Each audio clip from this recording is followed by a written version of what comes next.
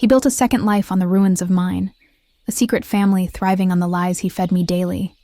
2 sons conceived in the shadows of our marriage, while I played the dutiful wife and mother miles away.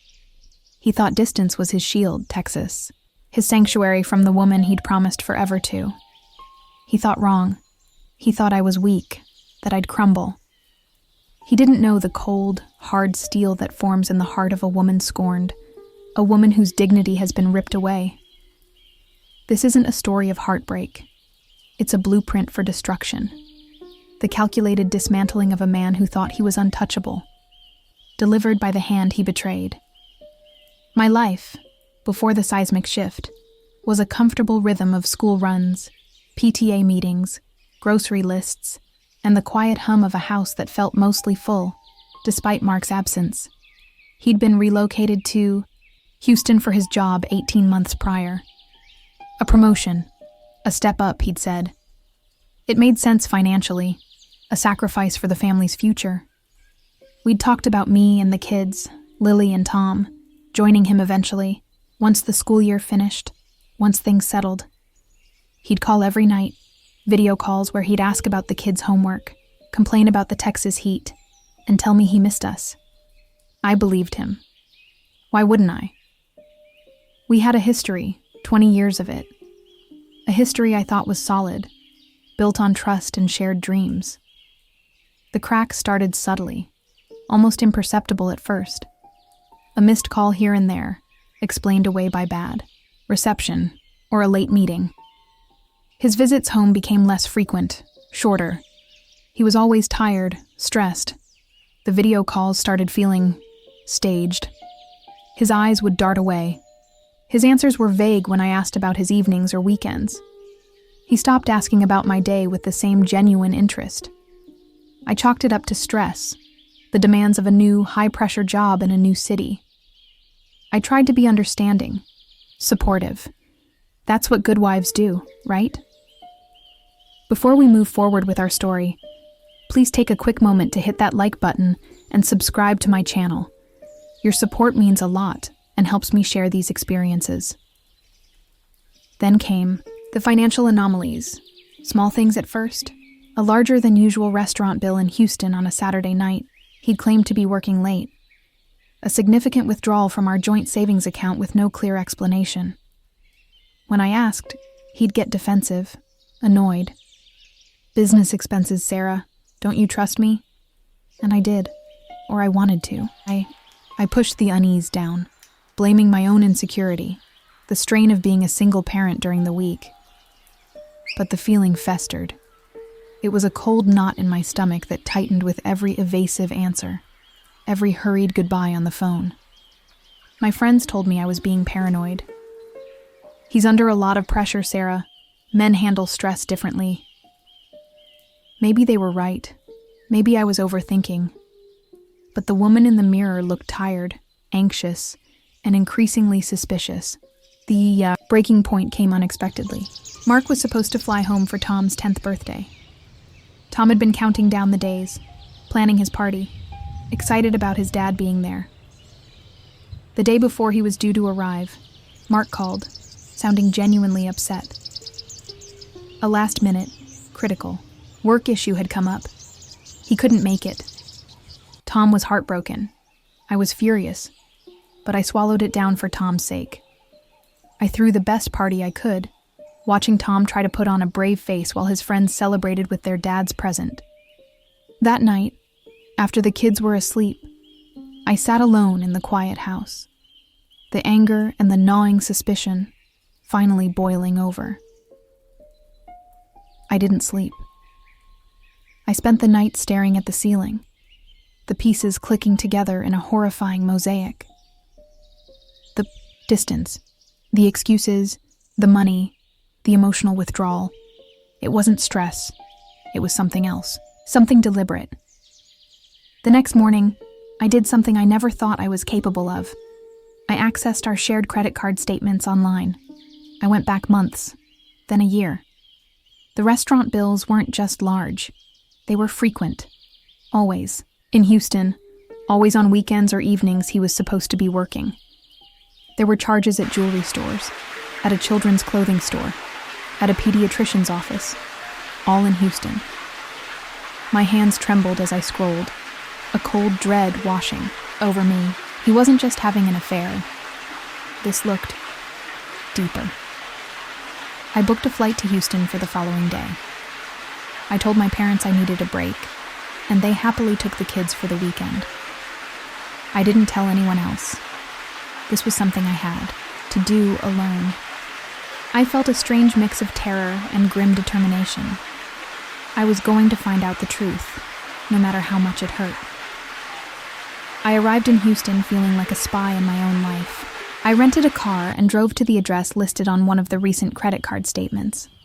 A charge for a furniture delivery. It was a house in a quiet suburban neighborhood, not far from Mark's office. It was a nice house, a family home. My heart hammered against my ribs as I parked down the street. I waited. Hours passed. My stomach was a tight coil of anxiety. Then, in the late afternoon, a car pulled into the driveway. It was Mark's car. He got out, smiling, and walked towards the front door. The door opened and a woman I didn't recognize stood there, smiling back. She was attractive, younger than me. And then, 2 little boys, toddlers, came running out, their faces lighting up. "Daddy!" they shrieked, launching themselves at Mark's legs. He scooped one up, ruffling the other's hair, his face a picture of pure, unadulterated joy. World imploded. The air left my lungs. I gripped the steering wheel, tears streaming down my face, hot and silent. It wasn't just an affair. It was a family. He had another family. 2 sons. While I was raising our children, managing our home, missing him, he was playing happy families with someone else, building a life I knew nothing about, with children I didn't know existed. The depth of the betrayal was staggering. It wasn't just cheating. It was a complete erasure of our reality, a mockery of our marriage, our history, our future. I felt small, insignificant, utterly and completely belittled. He had made me a fool, a naive, trusting fool. I didn't confront him, then. I couldn't. I drove away, blindly navigating the unfamiliar streets, the image of Mark holding those boys seared into my mind. I checked into a sterile hotel room, the kind that feels like a temporary cage. I spent the night oscillating between gut-wrenching sobs and a chilling, unnatural calm. The pain was immense, a physical ache that consumed me. But beneath the pain, something else was stirring, something cold and hard. He had taken everything, my trust, my sense of security, my dignity. He had reduced me to a punchline in his secret life. But he hadn't taken my strength. He hadn't taken my mind. And he hadn't taken my capacity for retribution. The next morning, the tears were gone, replaced by a steely resolve that felt foreign yet empowering. I wasn't going to be the weeping wife, the victim left behind. I was going to be the architect of his downfall. He had built his second life on lies and deceit, using our shared resources. I would use the truth and the law to tear it all down. My first call wasn't to a friend or family member. It was to the most highly recommended divorce attorney in my state, a woman known for her aggressive approach to complex, high-asset cases involving infidelity. Her name was Evelyn Reed, and her reputation preceded her. I gave her a brief clinical overview of the situation, my voice steady, devoid of emotion. She listened patiently, her questions sharp and precise. By the end of the call, she agreed. "To take my case, Sarah," she said, her voice calm but firm. "This is going to be difficult, emotionally and financially. But if what you're telling me is true, we have a strong case. We will need irrefutable evidence. Everything." "I understand," I replied. "I will get you everything you need." My next call was to a private investigator, a discreet professional recommended by Evelyn. I explained the situation, the second family, the children.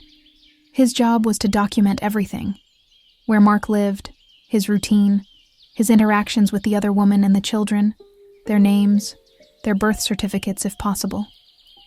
He was expensive, but I knew this was a crucial investment. I needed proof that would stand up in court, proof that left no room for doubt or denial. The next few weeks were a blur of clandestine activities.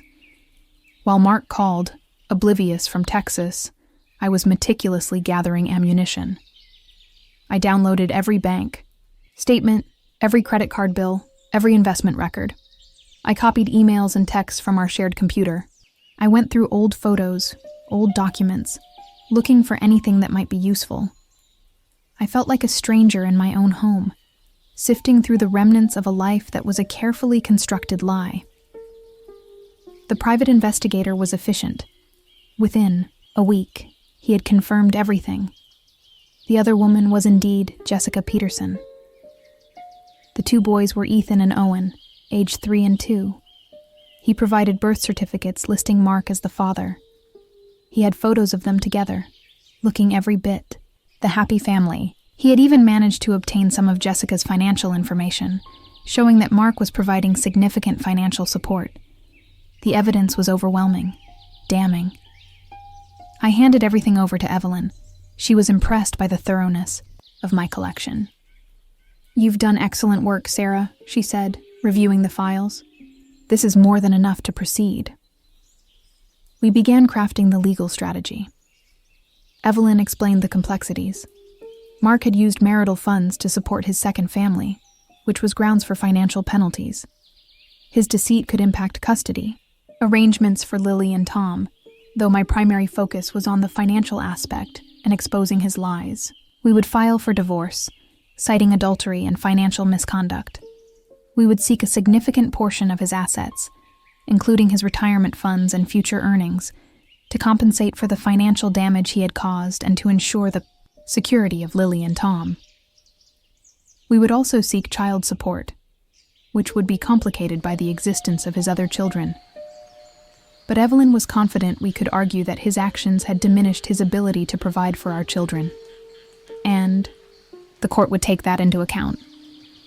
The revenge wasn't just about money, though that was a significant part of it. It was about exposing him, about shattering the carefully constructed facade he had built. It was about making him face the consequences of his actions, not just legally, but socially and professionally. He had thought he was clever, juggling 2 lives. I would make sure everyone saw him for the deceitful man he was. The timing of the confrontation was crucial. Evelyn advised waiting until we had filed the initial divorce papers, ensuring he was legally served and couldn't try to hide assets. We chose a day when he was due to visit, a weekend he had reluctantly agreed to spend with us after canceling Tom's birthday. He arrived looking tired, carrying a suitcase and a forced smile. The kids were excited to see him, running into his arms. I watched him interact with them, a cold detachment settling over me. He was their dad, yes, but he was also a stranger, a man who had betrayed us all. That evening, after the kids were in bed, I sat him down in the living room. The air was thick with unspoken tension. He asked about my day, about the kids. His questions felt hollow, like lines in a play he was tired of performing. "Mark," I began, my voice low and steady. "We need to talk." He shifted uncomfortably. "Is everything okay, Sarah?" "No, Mark," I said, meeting his eyes. "Everything is not okay, not by a long shot." I didn't beat around the bush. I laid it all out. The trip to Houston, the house, Jessica, Ethan, Owen. I watched his face drain of color, his forced smile collapsing into a mask of shock and disbelief. He stammered, denied, tried to twist the truth. "Sarah, I can explain." "There's nothing to explain, Mark." I cut him off, my voice gaining strength. "I've seen the proof. I've seen the birth certificates. I know everything." I stood up and walked over to the side table, picking up a thick file. I placed it on the coffee table in front of him. These are the divorce papers, Mark. They were filed this morning. And this, I opened the file, revealing stacks of documents and photos, is the evidence. Bank statements showing you've been funding your second family with our money. Credit card bills for jewelry and children's clothes. Photos of you playing house. Birth certificates for Ethan and Owen, with your name on them. His eyes darted from the papers to me, his face a mixture of fear and fury. You went through my things? You hired a private investigator? You lied to me, Mark, I said, the full weight of my anger finally surfacing, though my voice remained dangerously calm. You built a whole other life behind my back, using the resources we earned, the resources meant for our children. You made a fool of me. You belittled me. You stripped away my dignity with every lie, every secret trip, every fake phone call. Sarah, please, let's talk about this, he pleaded, reaching for me. I recoiled as if he were contaminated. There's nothing to talk about. The talking is over. Now, there are consequences. I explained the legal action I was taking, the financial repercussions he would face. I watched his face crumble as he realized the extent of the damage, not just to our marriage, but to his carefully constructed world. He had been so focused on keeping his two lives separate, he hadn't considered the possibility of one colliding with the other, orchestrated by the woman he had underestimated. The divorce proceedings were brutal, as Evelyn had predicted. Mark fought back, denying the extent of his financial support for Jessica and the boys, trying to minimize his assets. But the evidence was irrefutable. Evelyn systematically dismantled his defenses, presenting the bank records, the credit card statements, the private investigators' reports. The judge saw through his lies. The financial settlement was devastating for Mark. The court ordered a significant division of assets, including a large portion of his retirement fund, to compensate for the marital funds he had misappropriated. He was also ordered to pay substantial child support for Lily and Tom, with the court taking into account his existing obligations to Ethan and Owen, effectively forcing him to bear the financial burden of his choices. His income, once a source of pride, was now stretched thin, supporting two households and facing significant legal fees. The consequences didn't stop there. News of the divorce and the reasons behind it spread through his workplace. His reputation was tarnished. The trust he had built with colleagues and clients evaporated. The promotion that had taken him to Texas, the one he had used as a cover for his double life, now felt like a cruel irony. He was sidelined, his career trajectory irrevocably altered. His relationship with Jessica also suffered. The financial strain, the public exposure, the legal battles, it took a toll. I heard through the grapevine, through mutual acquaintances who couldn't resist sharing the juicy details, that their relationship was fraught with tension and resentment. The foundation of their family was built on his lies, and when those lies were exposed, the structure began to crack. The karma, the revenge, it wasn't a single cathartic moment. It was a slow, steady process of watching his life unravel, piece by piece, as a direct result of his actions and my response. He lost his financial security, his professional standing, and the illusion of control he had so carefully maintained. He was forced to confront the reality of his choices and the pain he had inflicted. For me, the aftermath was a mix of relief, exhaustion, and a lingering ache. The divorce was finalized, the legal battles won. I had secured our financial future and exposed the truth, but the emotional scars remained.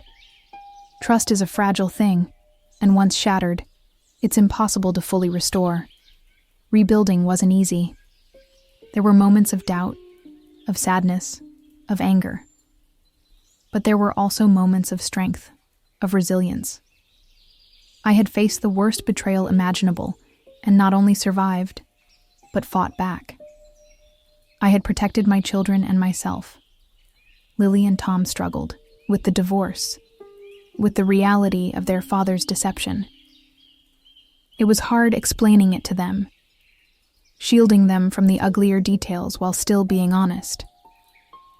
We went to therapy, together and individually. It was a long process, but we were healing together. I sold the house, the one filled with memories of a life that was partly a lie. We moved to a smaller, cozier place, a fresh start. I went back to school, finishing the degree I had put on hold when I got married. I started working part-time, building my own career, my own independence. Mark was a diminished presence in our lives. He saw the kids, but the visits were strained, awkward. The easy camaraderie was gone, replaced by a forced politeness. He was no longer the hero father he had once seemed. The kids, in their own way, understood. They saw the change in him, the weight of his choices. Years passed. The sharp edges of the pain softened into a dull ache. The anger subsided, replaced by a quiet determination to live a full, authentic life. I had been belittled, yes, but I had also been forged in fire. I had discovered a strength I never knew I possessed. I saw Mark occasionally, from a distance. He looked older, tired. The swagger he once had was gone. He was still supporting his other family, still dealing with the financial strain. His career never fully recovered. He lived with the consequences of his actions every single day. My revenge wasn't about making him suffer endlessly, though there was a grim satisfaction in seeing him face the music. It was about reclaiming my power, my voice, my dignity. It was about refusing to be a victim. It was about showing him, and myself, that I was not someone to be cast aside, someone whose feelings and life could be so carelessly disregarded. I built a new life, one based on truth and resilience. Lily and Tom thrived, growing into kind, strong individuals. We were a family, a unit, forged in the fires of betrayal, but stronger for it. Mark had thought he was clever, living his double life. He had thought I was naive, easily fooled. He had thought he could get away with it. But he hadn't counted on the woman he married, the woman he belittled, finding her strength and deciding to fight back. And in the end, his karma wasn't a cosmic force. It was me. Thank you for watching. Please give this video a like and subscribe to the channel. I'd love to hear your thoughts and experiences in the comments below. Thanks for your support.